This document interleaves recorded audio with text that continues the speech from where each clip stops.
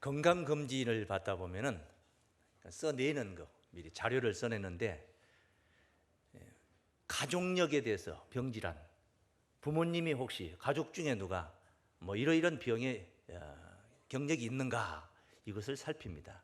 상당히 유전적인 요소가 있기 때문에 아마도 그런 부분들을 또 세세하게 보기 위해서도 살필 줄 압니다. 그런데 이 가족력이라는 것은요, 뒤집을 수가 있습니다. 부모가 어떤 질병으로 고생하시고 운명하셨다 해서 내가 꼭 그래야 되는 법은 없습니다.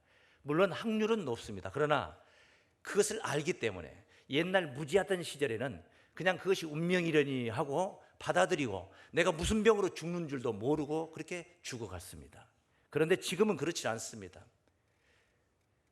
의학 문명이 발달되어서 온갖 속을 다 내다보고 그 질의 근본 뿌리까지도 이미 다 볼 수가 있습니다. 그래서 그것을 알고 그래서 조심을 하게 되고 해로운 것은 식생활도 삼가하게 되고 이로운 것만 우리가 섭취를 하고 생각도 바꾸고 모든 것을 바꿔가면서 부모는 정말 그런 질병으로 고생하시고 또 그렇게 운명하셨을지라도 나는 그것을 극복하고 그래서 건강한 몸을 내 또 후손에게 그런 유전자를 물려줄 수가 있는 것입니다.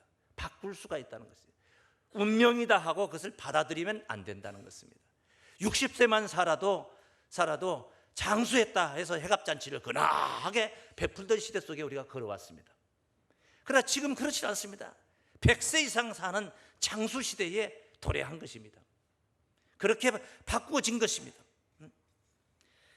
환경이라는 것은요, 물론 환경의 지배를 받습니다만은 또 바꾸어서 환경을 지배를 해야 되는 것입니다. 부한 환경 속에 내가 살다 보면은 자칫 게으러질 수가 있습니다. 그래서 사람 자체가 나약해질 수도 있어요. 그런데 그 부를 오히려 극대화시켜야 되는데 그 부 때문에 내 자신이 망가지는 거예요. 부모가 유산을 많이 물려줬기 때문에 내가 나약한 존재로 살게 되고 그런데 또 게을러지고, 그런데 부모가 내게 유산을 주지 않고 아주 가난하게 이렇게 삶을 시작하다 보니까 오히려 더 부지런해지고 더 성실해진 사람들, 그래서 훌륭하게 성공하는 사람들이 얼마나 많이 있습니까? 환난도 그런 것입니다. 환난 없는 게 낫겠죠. 그러나 그것이 어차피 내게 주어진 환난이라면 그 환난을 통해서 나를 강인하게 만들고 오히려 내 인생이 더 성숙해 갈 수가 있는 것입니다. 환난은 운명이려니 하고 그것을 그대로 받고 고통스러워하면 그건 안 된다는 것입니다. 바꿀 수가 있다는 거예요. 바울과 실라는 빌립보 지방 전도하다가 빌립보 감옥에 갇혔습니다. 애매하게 붙잡혀서 귀신 들린 점쟁이를 고치고 그렇게 해서 살맛나게 바꿔줬는데 오히려 이것을 이용하던 자들이 돈줄이 끊어진다 싶으니까 오히려 잡아다가 두들겨 패고 그것도 부족해서 감옥에다 처박아서 깊은 감옥 속에다 집어넣었습니다. 억울하죠. 그런데 그 일로 인해서 바울과 실라는 하나님의 권능을 체험하게 됩니다. 밤중에 기도하고 하나님을 찬미하는데 옥이 흔들리더니 착고가 풀리고 문이 열리고 난리가 났습니다. 하나님의 권능을 거기서 보게 된 것입니다. 그런 안 좋은 환경이 오히려 나를 더 강하게 하고 또 우리의 믿음 생활도 그렇게 믿음을 더 강성하게 강인하게 뿌리내리게 해서 그렇게 힘있게 해준다는 것입니다. 열악한 환경, 좋은 일로 우리가 변화시키는 것, 많은 선진들이 다 그렇게 갔지만 오늘 우리가 바로 우리에게 있어야 할 좋은 일인 줄로 믿습니다. 뒤집혀진 운명이 뒤집혀졌다는 것입니다. 잘 나가기로 되어 있는 그런 환경 속에서 아주 극단적인 아주 안 좋은 상황으로 추락하는 경우, 도저히 구원받을 수 없는 환경 속에 있는 자가 영화로운 구원을 받게 되는 이런 거, 완전히 뒤집혀진 게 아니겠습니까? 여호수아 군대가 모세의 뒤를 이어서 여호수아가 이제 이스라엘 민족을 이끄는 영도자가 되어서 가나안을 정복합니다. 가나안 정복하기 전에 요단 동편에 있는 아모리 족속과 바산 족속들을 왕까지 죽이고 진멸시키고, 그리고 거기에 루벤 지파와 갓 지파와 므낫세 반 지파를 안착을 시킵니다. 그리고 이제 요단을 건너가, 가나안을 정복하기 위해서 요단을 건너가는데 언약궤를 앞세우고 요단강을 마치 육지처럼 건너갔습니다. 언약궤를 앞세웠더니 강물이 갈라지더라 이 말이에요. 그래서 육지처럼 그들이 건너간 겁니다. 그리고 첫 번째 관문이었던 여리고성을 만나게 됩니다. 그 여리고성을 일주일 만에 무너뜨렸습니다. 그것도 무슨 총과 칼, 창으로 무너뜨린 게 아니라 믿음의 함성으로 무너뜨렸습니다. 승승장구한 겁니다. 거대한 성 여리고를 무너뜨렸어요. 승승장구한 거예요. 그리고 나서 이제 조그마한 성 아이성을 이제 침공을 하기에 이릅니다. 가나안 전역을 다 정복을 해야 됩니다. 그 할 판입니다. 여리고 옆에 있는 가까운 멀지 않은 곳에 아이성이 하나 있었는데 그거 군사 60만 명이 다 갈 필요가 없습니다. 한 2천 내지 3천 명만 가면은 넉넉히 이길 수 있는 조그마한 성이었습니다. 그런데 느닷없는 상황이 벌어졌습니다. 그 아이성에서 오히려 여호수아 군대가 그 성 군사들에게 패하여서 죽임을 당하고 36개 도망을 치는 그런 상황이 벌어진 겁니다. 거대한 성 여리고성은, 난공불락이라 했던 여리고성은 믿음의 함성으로도 무너뜨렸는데 아이성은 군사 3천 명을 파괴시켜서 싸웠는데 죽임을 당하고 도망을 치는 광경을, 36명이 죽고 36개 도망을 칩니다. 무슨 일입니까? 승승장구하던 여호수아 군대에 무슨 사건이 벌어진 것입니다. 오늘 두 가정,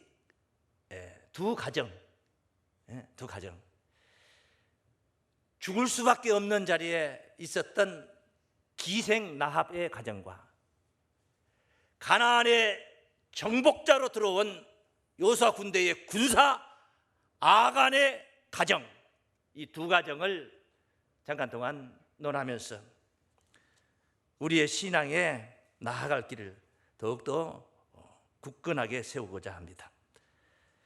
두 가정에 임한 운명, 두 가정에 임한 운명. 여리고성이 무너질 때 같이 무너졌어야 할, 같이 진멸당했어야 할 기생 라합의 집과 그 성을 정복하러 들어왔던 여호수아의 군대의 군사 아간의 가정, 이 가정 두 가정이 운명이 뒤바뀌었다는 것, 뒤집어졌다는 것입니다. 먼저 그 아간의 가정 말입니다. 아간의 가정.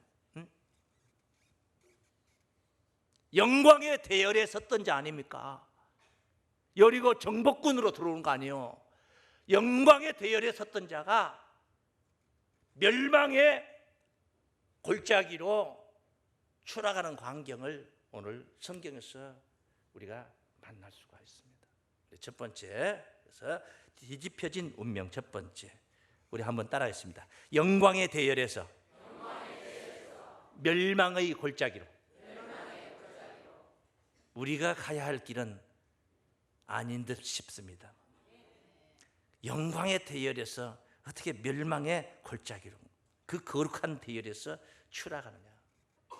그것이요, 엄청난 무슨 일을 하는 뭐 해서 그런 게 아니야. 지극히 작은 일로 그 일이 발단이 된 거예요. 첫째, 하나님의 말씀을 만홀히 여긴 거예요. 경홀히 여긴 거예요. 가볍게 생각한 거예요. 하나님의 말씀을 가볍게 생각한 거예요. 이거 전부 다 우리가 다 겪을 수 있는 일들이에요. 당장에 하나님 말씀 거부하고 대적했다고 해서 무슨 뭐 난리가 나는 거 아니에요. 하나님 말씀 거부하고 딱 나갔더니 나가자마자 마당에서 벼락이라도 탁 맞아버리면 겁나서도 그럴 수 없을 거예요. 그런데 어쩌면 자기 일생 동안 또 아무 일 없이 탈 없이 살 수도 있어요. 하나님이 못 보았을까요? 못 보셔서 그럴까요? 살아 계실진데 지극히 작은 거, 하나님 말씀을 가볍게 생각한 거예요. 두 번째, 욕심이 발동을 한 겁니다. 욕심이 발동을. 야고보 1장 15절 말씀. 욕심이 잉태한즉 뭘 낳고? 그 다음에 죄가 장성한즉 사망을 낳느니라. 그러니까 욕심에서 어디로 갑니까? 사망까지 가는 거예요. 갈 수가 있는 거예요. 그렇게 가는 거예요. 여기 아간이라는 군사는 그 욕심 때문에 이런 일이 그 생애 속에 나타나고 있는 겁니다. 오늘 본문 그 앞에 6장 18절 말씀을 보시면요, 여리고 성을 정복하게 하는 하나님께서 이제 분부의 말씀이 그런 말씀이에요. 너희는 바칠 물건을 스스로 삼가라. 너희가 그것을 바친 후에 그 바친 어느 것이든지 취하면 너희 이스라엘 진으로 바침이 되어 화를 당케 할까 두려워하노라. 은, 금과 동철 기구들은 다 여호와께 구별될 것이니 그것을 여호와의 곳간에 드릴지니라. 이에 백성은 외치고 제사장들은 나팔을 불매 백성이 나팔 소리를 듣는 동시에 크게 소리질러 외치니 성벽이, 여리고 성입니다, 성벽이 무너져 내린지라. 백성이 각기 앞으로 나아가 성에 들어가서 그 성을 취하고 성 중에 있는 것을 다 멸하되 남녀 노유와 우양과 나귀를 칼날로 멸하니라. 다 멸해라는 겁니다. 그리고 필요한 은금과 동철 이런 것들은 가져다가 하나님의 곳간에 넣으라는 겁니다. 하나님께 바쳐진 겁니다. 여리고 성도 다 바쳐진 겁니다. 그래서 진멸시킬 것은 소멸시킬 것은 소멸시켜버리고 하나님께 드릴 것은 드려지는 거예요. 내 것은 하나도 없는 거예요. 거기서 무슨 노량물을 우리가 정취하고 그래야 될 일이 아니라 하나님께 드려진 겁니다. 바쳐진 거예요. 그런데 그 바쳐진 것 때문에 내가 바쳐질까? 내가 바쳐질까? 저 소멸시켜야 될 것 때문에 내가 소멸될까 봐, 저 진멸돼야 될 것 때문에 내가 진멸될까, 그거 불필요한 거 그것을 가져다가 욕심내다가 바로 내가 받침이 될까 두려워라. 그런 말씀 지금 이렇게 경고를 했고 그렇게 했어요. 그런데 온 군사가 그렇게 결집돼서 하나님의 말씀에 순종하고 있을 때에 한 사람 아간이라는 녀석이 그 짓을 한 거예요. 어긴 겁니다. 7장 1절에 보시면은 7장 1절 말씀에 보세요. 이스라엘 자손들이 바친 물건을 인하여 범죄하였으니 이는 유다 지파 세라의 증손 삽비의 손자 갈미의 아들 아간이 바친 물건을 취하였습니다. 여호와께서 이스라엘 자손에게 진노하시니라. 화가 나셨습니다.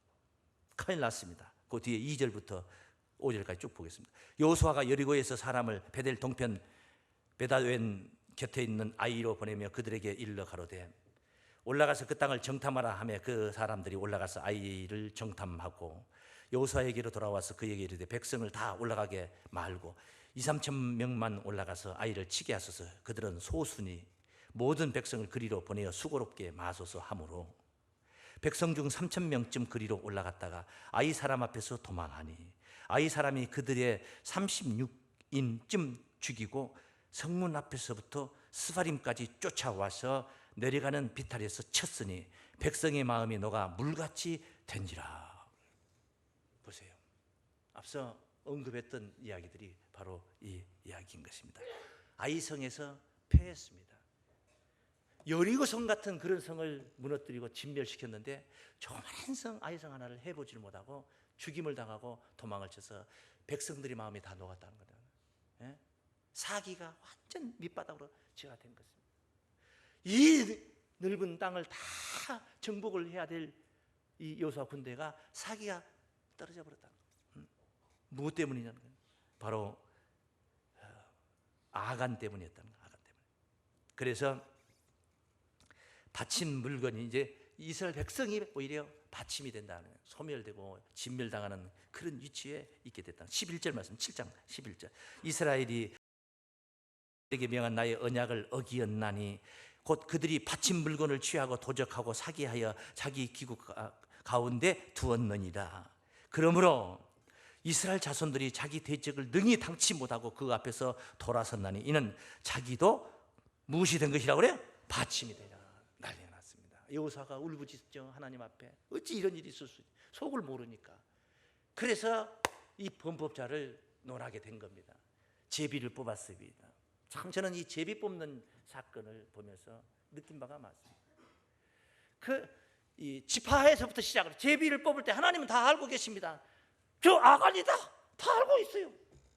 그런데 그 아간의 지파가 어떤 지파에 속했는가, 거기서부터 제비를 뽑아서 어떤 지파가 걸린가 딱 보여요. 그 지파 중에서 또 어떤 족속, 유력한 족속이 그 족속 중에서 조상 대대로 계속 제비를 뽑아갑니다. 점점 아간에게 좁혀옵니다. 아간에게 좁혀온 거예요. 그냥 바로 지적하지 않고 아간을 향해서 계속 제비 뽑아가는데 그쪽으로 지금 향하고 있습니다. 어찌해야 되겠습니까?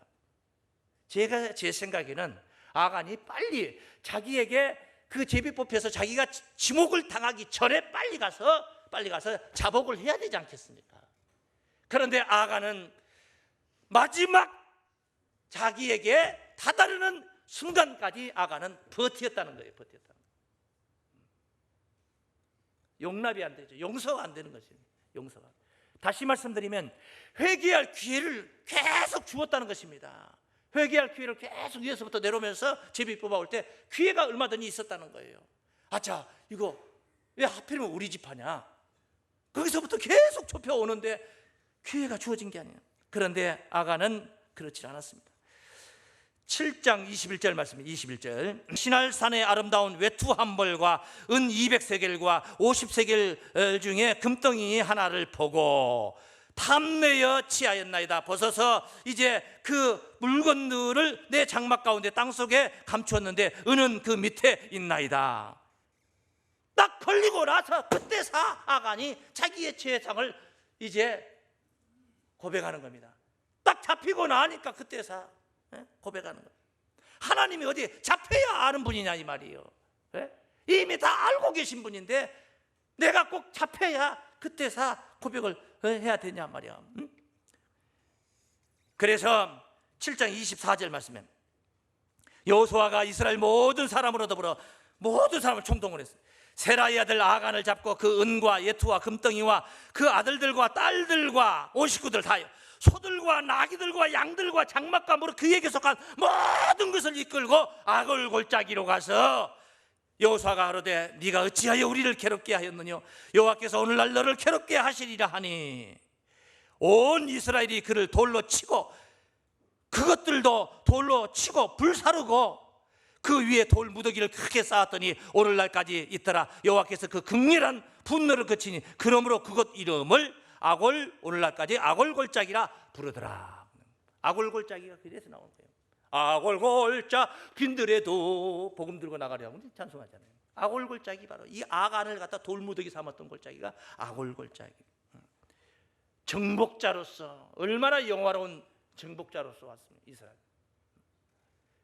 그런 그가 이렇게 아골골짜기에 허망하게 돌무더기 속에 온 가족들과 속해 있는 짐승들까지 다 갖다 거기다가 처박아 버리는 그런 뒤집어진 운명 속에 들어가고 말았습니다. 대업을 이루는 정말 가슴 벅찬 영광의 길이 아니었습니까? 가나안을 정복하는 게 40년 동안 자기 선진들이 선친이고 누구 다 광야에서 엎어져 죽어가는데 그게 생존자들로 가나안의 요단강을 건너왔지 않습니까? 그런데 멸문지화를 겪게 되는 것입니다. 우리 스스로 경계해야 됩니다. 믿습니까? 우리도 그렇게 세속을 경계해야 되는 것입니다. 미혹의 영을 경계해야 될 것입니다. 하나님의 말씀을 가볍게 보는 자만한 마음과 교만한 마음들을 우리가 다 경계해야 될 겁니다. 네? 믿습니까? 행여 교회도 안 다니는 악인들이, 말씀을 대적하는 악인들이 잘 되고 있는 악인의 형통을 부러워하는 그런 의식도 우리가 경계해야 될 것입니다. 네? 경계해야 됩니다. 이런 반면에 멸망의 도성에서 영광의 대열로 그 운명을 바꿔버린, 운명이 뒤집혀진 그런 자가 있다는 거예요. 우리 한번 따라하십니다. 멸망의 도성에서 영광의 대열로. 할렐루야. 운명이 뒤집혀졌습니다. 기생나합입니다. 기색이에요. 기생. 나쁜 말로 말하면 창녀입니다. 창녀. 그런 기생이 자기가 가지고 있는 기능과 직업상 가지고 있는 그 유리한 이점을 최대한 활용해서 하나님을 만나고 있는 것입니다. 기생이니까 사람들을 많이 만나잖아요. 주막집 아낙네가 사람을 많이 만나듯이 말이에요. 정보에 빨라요. 정보에 빨라요. 저 요단 동편에서 아모리 족속과 바산 족속이 멸절을 당한 사건들, 광야의 40년 길을 오면서 기사 이적을 행하면서 오는 이스라엘 군대 이야기를 여리고 성에 있는 기생은 너무나 많이 들어왔던 것입니다. 한 귀로 듣고 한 귀로 흘리지 않았습니다. 그 하나님을 그리워하고 사모하고 두려워했던 것입니다. 그런데 때마침 여호수아가 정탐꾼 2명을 여리고성에 보냈을 때에 정탐꾼이라면 외지 사람들이 아무 집에 민가에 들어갈 수는 없잖아요. 기생집을 들어가는 거죠. 주막집을 들어갈 수 있는 거죠. 거기 들어간 거예요. 정탐꾼 2명. 그런데 여리고성 왕이 이 사실을 알아가지고 라합의 집을 급습을 했습니다. 정탐꾼 2명을 내놔라. 네 집에 들어간 줄 안다. 그런데 기생이 어찌나 빨랐는지 자기 지붕 위에다가 정탐꾼을 숨겨두고 3대로 덮어두고 딴지를 폈습니다. 아, 맞습니다. 왔었는데 금세 나갔습니다. 저쪽으로 나갔는데 혹시 따라가면 잡을 수 있을지 모르겠습니다. 빨리 가보십시오. 따돌려버린 거 따돌리기까지 기지를 발휘한 거예요. 그래서 그 정탐꾼 2명과 약조를 하고 맹세를 하게 됩니다. 당신들이 이 성을 정복하러 올 때 나를 불쌍히 보시고 구해달라. 그래서 약조를 해서 이제 이 성이 무너지는 이야기, 6장에서, 이건 2장에 있었던 이야기인데 여호수아 6장에서 여리고 성이 무너지는 광경을 앞서 읽었지 않습니까? 그 이야기 다음에 나오는 이야기가 바로 오늘 본문의 이야기였던 것입니다. 기생의 신분인데 그 신분을 최대한 활용합니다. 혹시 여러분이 직업상 가지고 있는 특별한 게 있습니까? 또 여러분이 남들이 가지지 않은 은사가 있냐 이 말이에요. 은사. 이런 것들을 하나님의 성사역에 한번 써보십시오. 팔자가 바뀌고 운명이 뒤집어질 수 있습니다. 기생은 자기의 신분이 이런 신분이었지만 그것을 하나님의 성사역에, 하나님을 알았다는 거예요. 하나님의 존재를 알았던 거예요. 상천지 하나님 외에 다른 분이 없다는 것을 알았어요. 다른 신이 없다는 것을 알았습니다. 그래서 하나님을 아는 것을, 오늘 여러분 성경을 아는 거예요. 아는 것으로 머물러 버리지 않고 아는 것이 믿음으로, 신앙으로 승화가 된 거예요. 하나님을 믿는 신앙으로, 하나님은 어디 여호수아 군대가 어떤 존재다 하는 건 얘기를 수없이 들었는데 그런 정보에만 빠른 게 아니고, 그 정보에 머물러 버린 게 아니고 그것이 바로 믿음으로 승화가 되었던 거예요. 하나님을 믿는 신앙으로 여리고성도 틀림없이 하나님이 정복하신다, 이 사실을 믿었던 거예요. 그래서 그런 신앙을 통해서 오늘 기생 라합은 하나님의 전능하신 하나님을 만나게 되는 것입니다. 우리가 안다는 얘기를 잠깐 제가 드렸는데, 성경 공부도 여러분들 많이 하시고 또 예배 시간을 통해서 이렇게 성경 지식도 많이 쌓게 되는데, 그것이 지식 속에 머물러 버리면 안 된다는 거예요. 믿음으로 내 믿음을 견고하게 세우는 어떤 하늘 정보를 여러분이 가지고 있다면 그것이 믿음으로 견고하게 세우는, 그래서 알미 믿음으로 하나가 되어야 됩니다. 그것은 에베소서 4장 13절 14절에 아주 절묘하게 표현한 말씀입니다.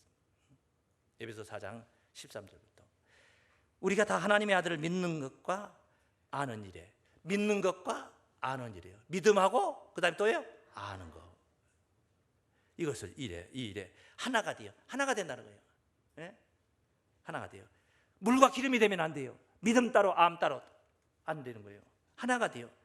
온전한 사람을, 그래서 온전한 사람을 이루 그리스도의 장성한 분량이 충만한 때까지 이르리니. 할렐루야. 이는 우리가 이제부터 어린아이가 되지 아니하여 사람의 괴술과 간사한 유혹에 빠져 모든 교훈의 풍조에 밀려 요동치 않게 하려 함이라. 어린아이 신앙을 탈피한다는, 성숙한다는 겁니다. 교훈의 풍조에 밀려 요동하지 않는다는 것입니다. 흔들리지 않는다는 것입니다. 왜? 견고하기 때문에, 뿌리가 튼튼하기 때문에. 알미 믿음으로 승화가 된 겁니다. 믿습니까?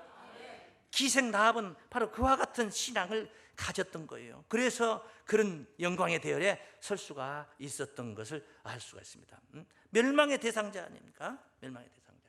그게 오늘 본문에 있는 이야기죠. 여호수아 6장 22절부터 나오는 얘기. 여호수아가 그 땅을 정탐한 두 사람에게 이르되 그 기생의 집에 들어가서 여리고성을 무너뜨릴 때 말이에요. 너희가 그 여인에게 맹세한 대로 그와 그에게 속한 모든 것을 이끌어내라. 그에 속한 모든 것을 다 이끌어내라. 아간에게 속한 모든 것은 돌무더기가 됐는데 기생에게 속한 모든 것은 다 이끌어내라. 그 여리고성과 같이 함께 멸망하지 않도록 이끌어내라. 정탐한 소년들이 들어가서 라합과 그 부모와 그 형제와 그에게 속한 모든 것을 이끌어내고 또 그 친족도 다 이끌어내요. 그들을 이스라엘 진 밖에 두고. 할렐루야. 할렐루야. 무리가 불러 성읍과 그 가운데 있는 모든 것을 사르고 그래 이제 다 살라버리는 이런 역사가 있었던 것을 우리가 볼 수 있습니다. 당연히 기생 신분 여리고성의 백성으로서 죽어야 되는, 그런데 영광의 대열에 쓴 것입니다. 훗날 이 기생은요, 기생은 마태복음 예수님의 족보 이야기를 보면은 1장 5절에 예수님의 조상이 됩니다. 예수님. 족보에 나와요. 족보에. 살몬은 라합에게서 보아스를 낳고, 보아스를 낳잖아요. 보아스는 오벳을 낳고, 오벳은 이새를 낳고, 이새는 다윗을 낳으니라. 그 이야기 있어요. 예수님의 조상이 된 거예요. 얼마나 영광스러운. 이게 그 정도가 아니에요. 히브리서 11장은 고린도전서 13장 사랑장이라고 그래요. 히브리서 11장은 믿음장입니다. 시작부터 믿음은 하고 시작이 됩니다. 바라는 것들이 실상에 보지 못한 것들이 증거라고는.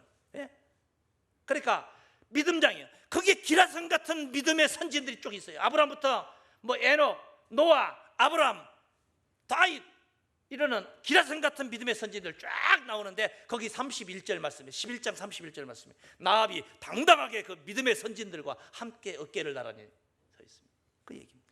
믿음으로 기생 라합은 정탐꾼을 평안히 영접하였으므로 순종치 아니한 자와 함께 멸망치 아니하였느니라.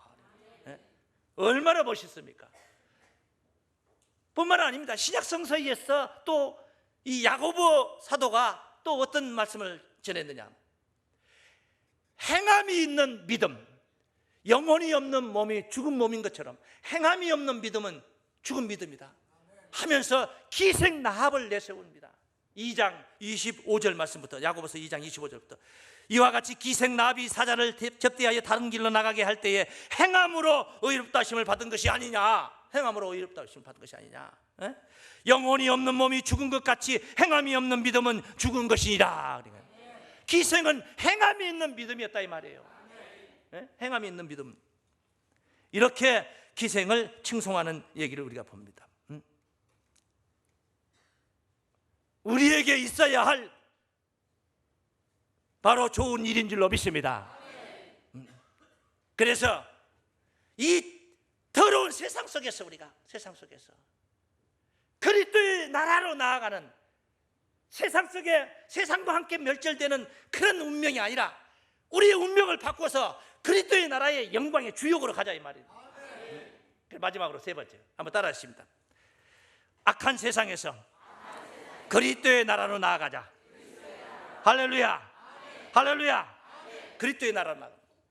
계시록 11장 15절 말씀에 일곱째 천사가 나팔을 불매 하늘에서 소리가 나서 가로되 세상 나라가 우리 주와 그 그리스도의 나라가 돼요. 할렐루야. 세상 나라가 우리 주와 그 그리스도의 나라가 된다는 거예요. 그가 세세토록 왕노릇 하시리로다. 세세토록 왕노릇하게 되는 그리스도의 나라에 주와 함께 그 영광의 자리에 나아가는 그런 운명으로 우리의 운명을 세워서 개척해서, 할렐루야, 그런 영광의 주역들로 구원받으시길 주의 이름으로 축원합니다.